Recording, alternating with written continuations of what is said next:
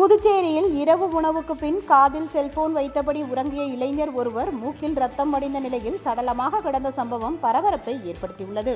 Puducherry Ariyankuppam Srinivasa garden பகுதியை சேர்ந்த ஆரோக்கியசாமியின் மகன் அல்போன்ஸ். இவர் வள்ளியனூர் பகுதியில் உள்ள தனியார் IT நிறுவனம் ஒன்றில் பணியாற்றி வந்தார்.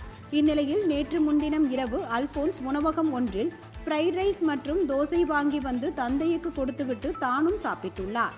பின்னர் அறைக்கு உறங்க சென்ற அல்போன்ஸ் காலை நீண்ட நேரம் ஆகியும் எழுந்திருக்காததால் அவரது தந்தை அறைக்கு சென்று பார்த்துள்ளார்.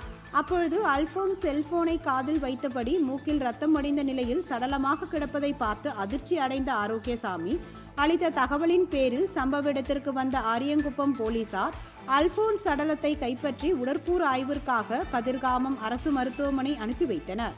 மேலும் இது குறித்து வழக்கு பதிவு செய்து விசாரணை மேற்கொண்டு வருகின்றனர்.